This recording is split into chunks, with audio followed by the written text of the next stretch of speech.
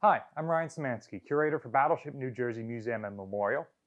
In a previous video, we talked about all of the machine shops, which form a suite here on second deck. This is the Carpenter shop, which has been here since the ship was built. We are on second deck on the starboard side, just forward of the chow line.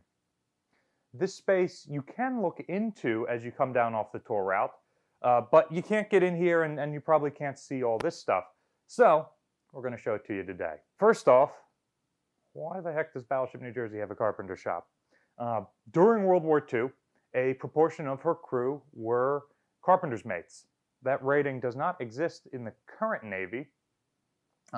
After World War II, it got changed into the damage controlman rating.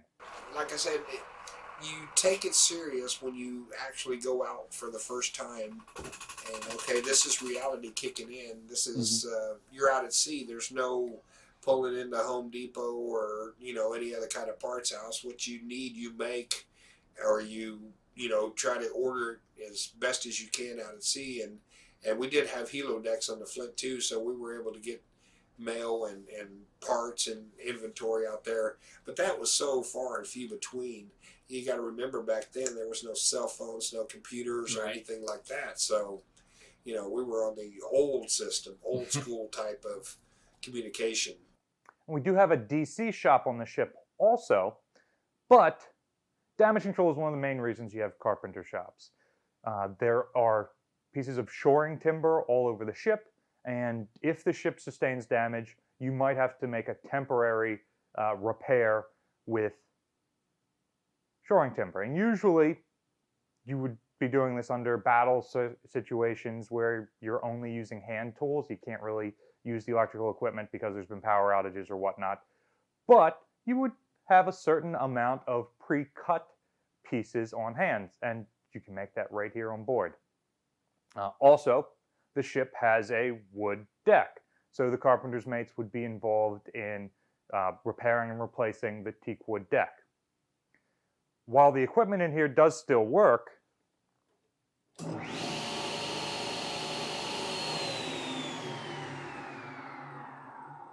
we do not use this shop primarily when working with the teak wood deck nowadays. Teak is a relatively hard wood. We don't want to tear up this artifact equipment on that. So we have a modern shack built on deck near where the work is being done, where we have modern tools that we can use until they're destroyed. And then when that project is over at the end of a couple of years, we'll get rid of the shop. But as you can see from looking around here, this space isn't just staged really well. We do actually use it. So, a couple of cool features in here. Let's start with the deck.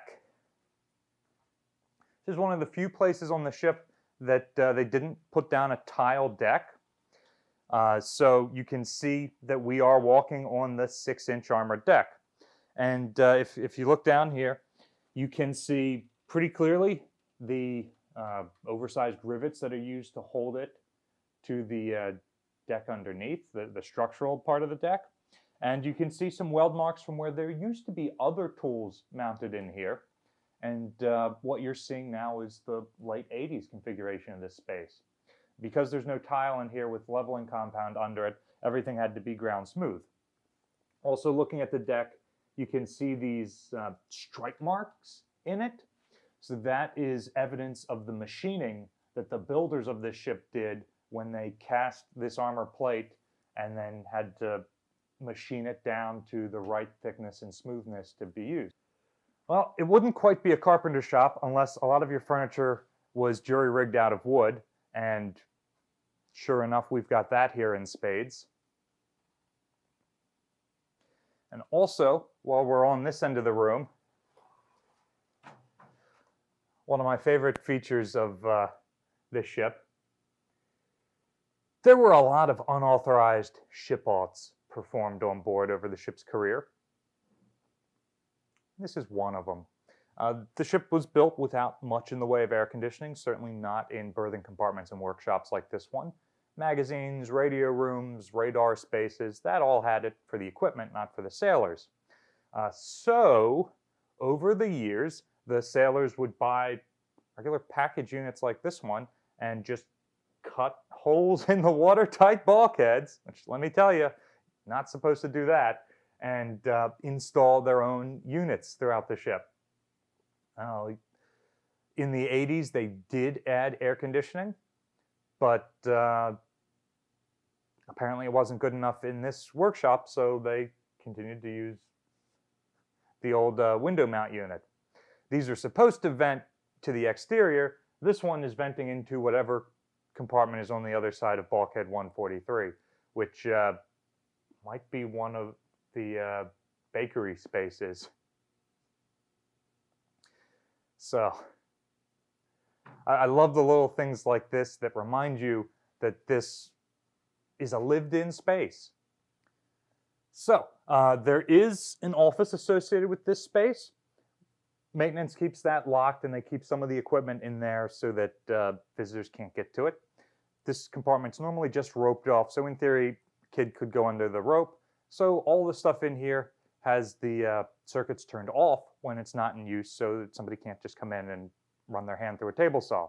But other stuff that we don't want to walk is locked up in there. So we're not going to show you that space. It's a little office, maybe 4 feet wide and the width of this room. You can also see some sailor art. We've covered this in a number of other videos, but you've probably never seen this piece. This is one of 40 or 50 major examples throughout the ship.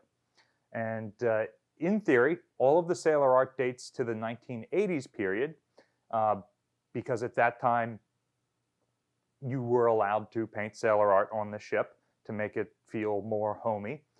And you're supposed to get that approved by your division officer. So I imagine the damage control assistant would have been the one who the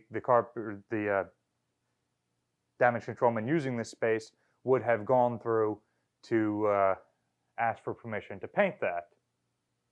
As part of the deck restoration project, we have a lot of pieces of teak left over. The Battleship is in the process of replacing about 45,000 square feet of teak wood deck over the course of 5 years. We expect to be done this project in 2023. But in the meantime, we're generating a lot of waste, which is the historic deck of the ship. So if you are interested in acquiring any teak like this, cut up in the Carpenter shop on board, you can get it in the store in person when you come out to visit the ship, or in our online store. We sell it in a variety of sizes, and it's priced based on the size. So if you just want a little chunk to remember your visit by, we've got that. If you want a significant amount to do some project, we've had model builders microplane this down to make wood decks for their 1/350th scale models, which you can buy here in the ship store. We've had people buy these and turn them into pens and other things like that. So there's no limit to what you could do with this stuff. By and large, it's in good shape. Primarily the studs holding it down have rusted away, and so it's popping up, even though it's still completely workable. If you would like some teak that's already been turned into something like a pen, we carry them in the gift shop from time to time. They sell out fast, faster than our volunteers or the companies we contract with to make them can finish that. So check our online store frequently. On modern ships that don't have wood decks but do still use wooden shores, do you guys have a carpenter shop like this one? Obviously a smaller ship might not have one this big, but let us know in the comments section down below what your woodworking abilities were on board ship. Battleship New Jersey receives operating support from the New Jersey Department of State and from a number of businesses and private individuals. In particular, the donations from private individuals like yourselves have allowed us to go from making one video a week to making multiple videos a week over the last year and a half. We really appreciate that. There's a link in the description if you'd like to support us in that way. If you make a donation, let them know it's for the YouTube channel. Also, there's a link in the description to the ship store, where if you buy teak like this, that money goes right back into restoring the teak wood deck. Another way to support us is by liking, sharing, and subscribing, so other people hear about the channel. It'll also let you know when we're releasing all that new content. Thanks for watching. I made a box to act as a refrigerator. It was insulated. You could put ice and store food. Wasn't allowed, but we had them. And we had one in the Carpenter shop, which is part of Roger Division. And they had an inspection. And they come in, and the officer opened the box, and here was all this meat floating in water. The ice had melted. Naturally, there was a lot of heck raised over that, and all the boxes were gotten rid of. They were gone as a result. They were gone as a result. Were new boxes